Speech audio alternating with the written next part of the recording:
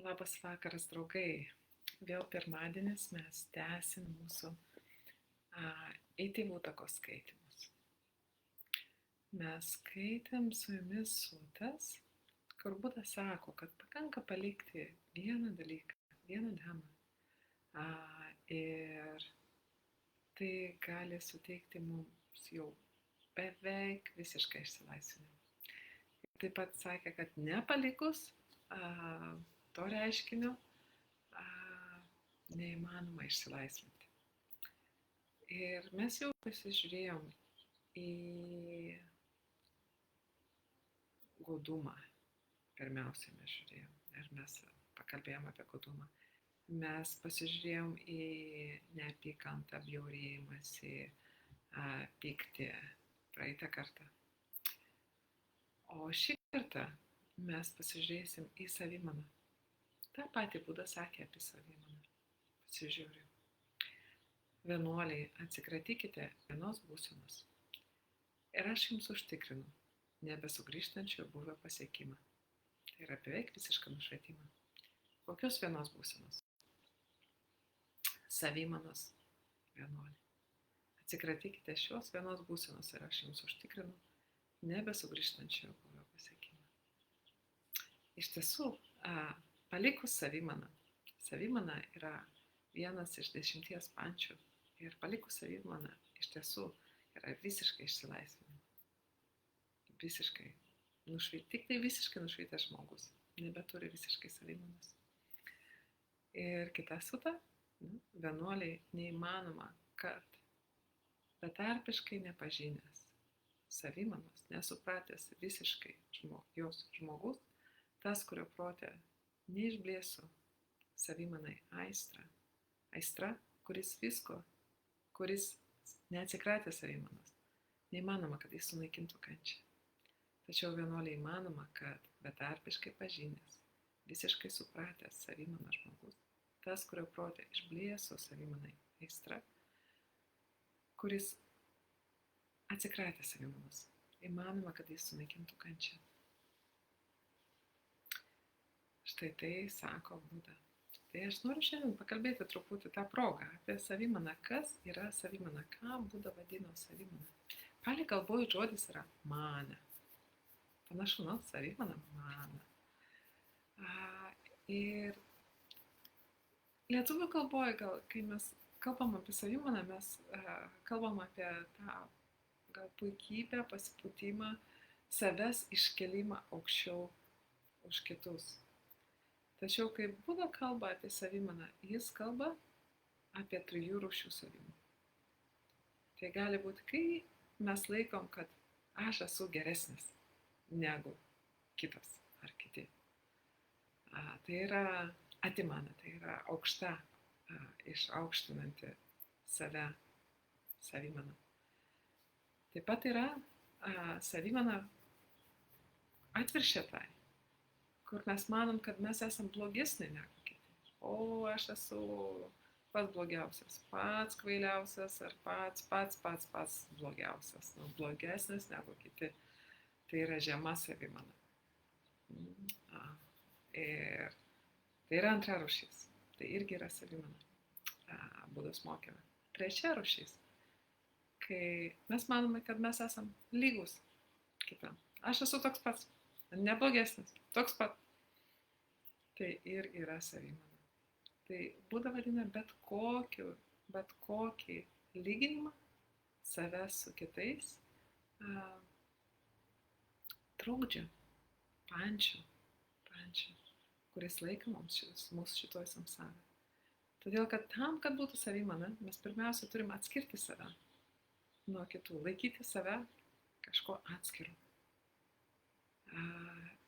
Ir tuomet jau, jeigu yra tas atskiras aš, mes jį sukūrėm, taip, aš čia atskiras, tada jį reikia kažkaip ginti. Ir kaip mes galime ginti? Iškelti. Pavyzdžiui.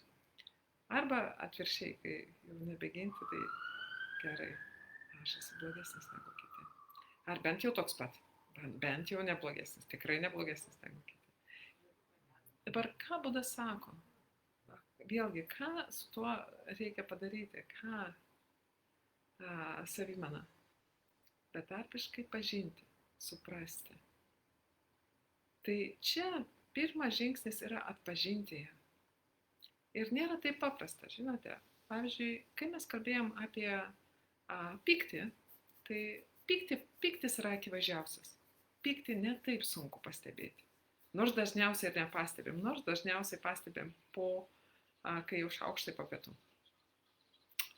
Bet savimana yra subtilesnė.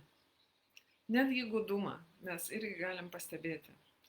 Bet savimana yra, mes galime pastebėti, bet jinai yra daug subtilesnė, daug subtilesnė. Ir taip pat labai dažnai mumise kyla, labai dažnai. Ar teko jums kada pastebėti, kad jūs, sakykime, kalbate su kažkuo ir kažkas jums pasakoja ten, aš ten kažką, ten, nežinau, nu pavyzdžiui, ten, oi, buvau vakar grybų rinkti, ten, nežinau, visą kašį pririnkau. Ir tada jis, o aš buvau, o aš neblogesnis negu tu. Arba atvirkščiai, aš buvau ir nieko neradau. Nu, pavyzdžiui, nu. Tai čia toks primityvus pavyzdys, bet iš tiesų mūsų protas tą daro nuolat. Nuolat lygina aš su kitais. Ir tai yra kelias į didelį nelaimę iš tiesų. Tai neneša jokios laimės mums. Kai mes lyginam, tai yra lyginti save su kitais, tai yra receptas į kančią, receptas į nelaimę. Jeigu jau mes norime lyginti, jeigu mums norisi lyginti, tai geriau jau, tegu mes lyginam save su savimi. Ir Buda sakė, kad laiks nuo laiko verta pasižiūrėti, palyginti, kokios būsenos kyla dabar ir kokios būsenos kilo praeitį, kas dominavo mūsų patirtį. Ir žiūrėti, tada mes galim pasitikrinti, kurią linkme mes judam. Bet čia vienas svarbus momentas, netapatinti save su tom būsenom, netapatinti laikant, kad čia aš buvau toks, o dabar tapau toks. Ne, tiesiog matyti, kad mažiau pykčio gyvenime, mažiau pykčio, šiek mažiau irzlumo. Taip, mes galim lyginti, kas buvo praeitį, mūsų patirtį ir kokia ta patirtis yra dabar. Bet kai mes pradedam lyginti save su kitais, su išorė, tai yra receptas į nelaimę. Todėl, jeigu jau tai yra receptas į nelaimę, yra verta pabandyti tą atpažinti, nes visi mes tai nuolat darom iš tiesų. Pabandyti pagauti, tam reikia atidos. Ir kaip sakiau, pyktį pastebėti ne taip sunku, nes pasireiškia kūne labai stipriai, mes sukaistam, mes įsitempiam labai, gal mes pakeliam balsą, ne taip sunku pastebėti.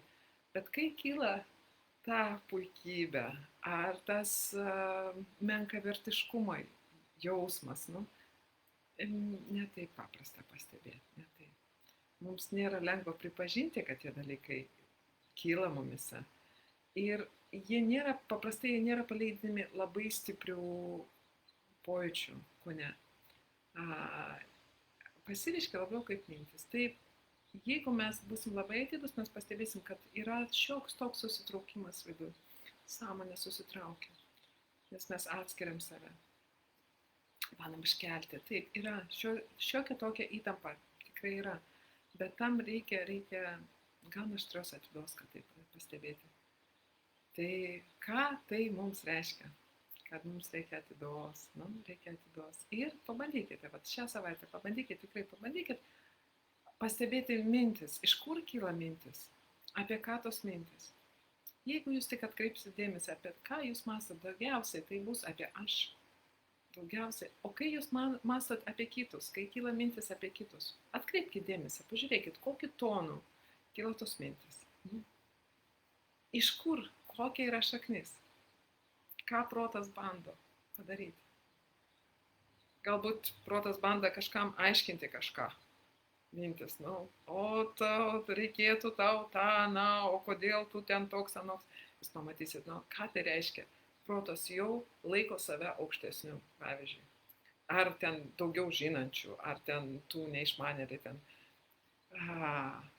Reikia atiduos ir smalsumą, būkite smalsus. Čia nėra apie tai, kad mes turėtumėm dabar tai pamatyti, nuteisti save. Mes norim betarpiškai pažinti ir suprasti. Betarpiškai pažinti, tai reiškia, mes norim atpažinti, kad tai vyksta ir pasižiūrėti, kaip tos būsenos, kaip savimona veikia mūsų patyrimą. Ar jinai daro mus laimingesnius? Ar tikrai? Ar atvirkščiai? Na, pasižiūrėti, kur tai veda. Iš patirties, iš savo patirties.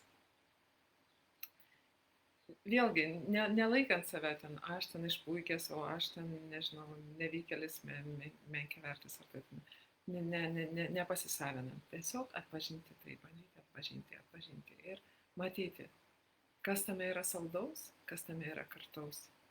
Ir tai po truputį protas pats matys, kas veda į laimę, kas veda į nelaimę. Ir paleidinės. Vieną kartą atpažinus, kai jūs pagausit save, bent vieną kartą, jums bus daug paprasčiau tai pamatyti ateityje, atpažinti tai ateityje, nes jūs jau būsite pamatę, jau žinosite, kas tai yra, kaip tai atrodo, su ko tai valgoma. Taigi, štai tokia jums toks pamokymas iš Budos, iš tėvų takos. Žiūrėkim, kokias mūsų mintis, žiūrėkim, į kur veda savimana, kaip jinai pasireiškia. Linkiu jums pilnos dhamos savaitės. Iki kito pirmadienio.